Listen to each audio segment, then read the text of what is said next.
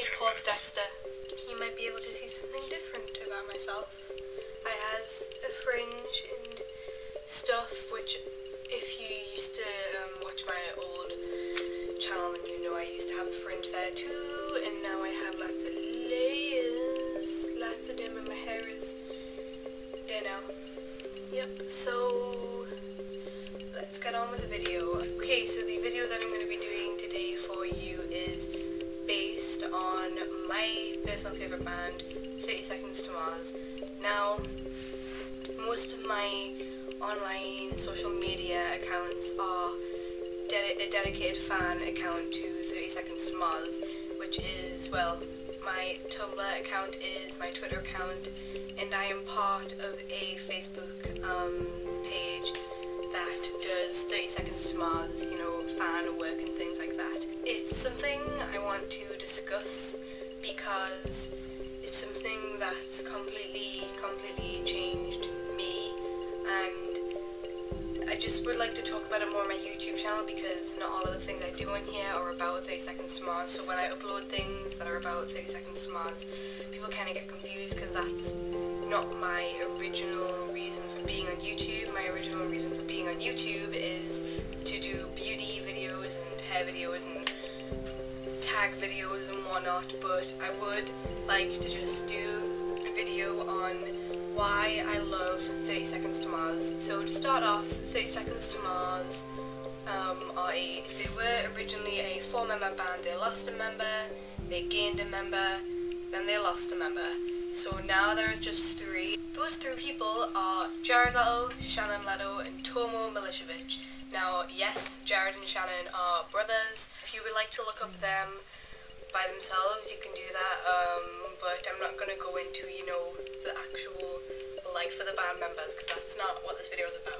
So, 30 Seconds to Mars started in the late 90s. They were a punk rock kind of band. Now, the music they used to do, put it this way, it's definitely heavier than the stuff that you used to do now, but I will play a taster from my laptop for a few seconds. So from the first album, one of the singles they released was Capricorn.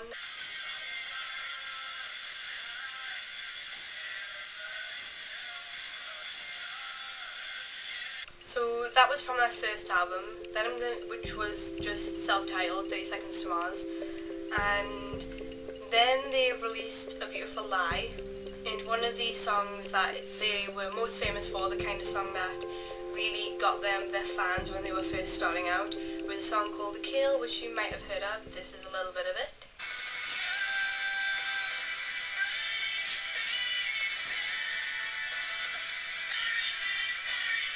And then the third album, called This Is War. From this album they had a lot of songs that were played on the radio, they went in the charts and things, so this isn't the same style as the last 2 albums. I will play 2 songs off this because there's a lot of songs in here that are recognizable, put it that way. So first one is Kings and Queens.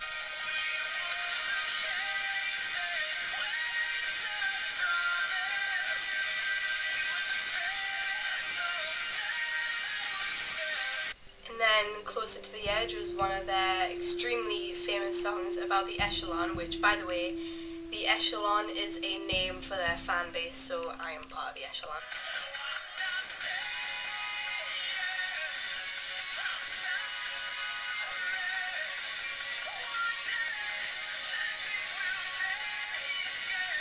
In their most recent album, which was brought out in 2013, I'm gonna play 2 songs from this also because one of them is a single right now and one of them was the single, so yeah, and it was called Loveless Faith and Dreams. This song is called Up in the Air.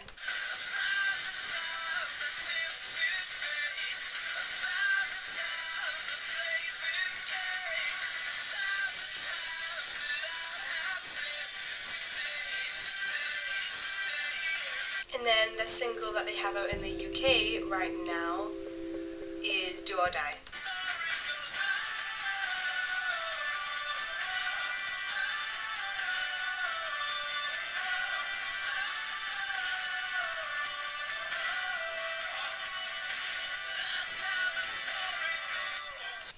you can definitely tell that their music has changed a considerable amount from their first album, but I still love them.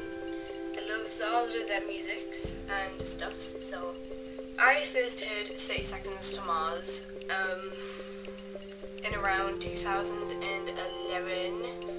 So that was after This Is War had come out, and the first actual song I heard was by their second album, that was A Beautiful Lie. I had heard The Kill, but I never knew it was a 30 Seconds to Mars song, so I always say the first song that I heard was A Beautiful Lie.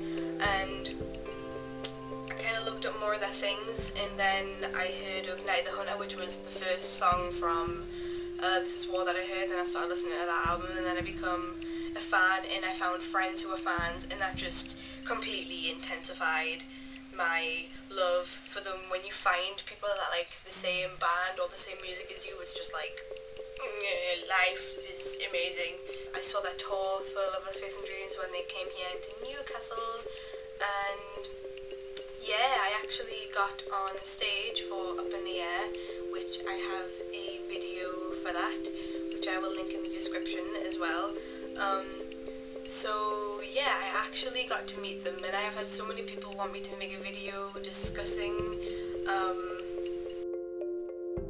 you know, what happens in the meet and greets and things, but it's just such a long process, so I'm gonna try and squeeze it down right now for you. They do this thing at their shows where you can meet them, and yeah, there's lots of other packages as well.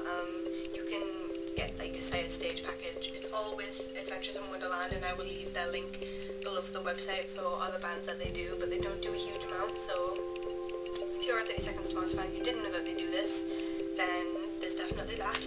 But yeah, so basically what they do is you meet them before the show, you wait in stuff with around 40, well, I waited with around 30 to 40 other people. Sometimes, well, I've seen pictures of meet and greets recently, and there was a lot of people, and that's not really the point in VIP, but I'm just gonna forget that. I'm not here to rant, so yeah. There was around 30 to 40 people, and you're supposed to have the meet and greet before the show, but I didn't get to have my meet and greet before the show. Everybody had to get theirs after the show because of, well, they were a little bit late because they flew to LA for one day and then they flew back, and it was very short notice for them by the time they got there. So yeah, so they did the meet and greet after the show, so basically all we had to do, so this is what I mean, I can't really explain what happens because my meet and greet wasn't the usual for everybody else's meet and greet. So what did happen is, after the show we just waited, we all gathered together and they took us backstage, and we had an hour's Q&A session, then we got things signed, and then we got our pictures, and then we said a few things and hugs, and then said goodbye. So it was basically an hour and up to 20 minutes or so. So if you're thinking about getting a meet and greet for your favourite band or for 30 Seconds to Mars, then I definitely do recommend it. It was amazing. I will have obviously inserted a picture somewhere of my meet and greet picture. I'll be inserting pictures everywhere through this video, so yay for me. What I will do is insert a video, maybe over here, of a video I did with other echelon around the world explaining why they love 30 Seconds to Mars and stuff like that.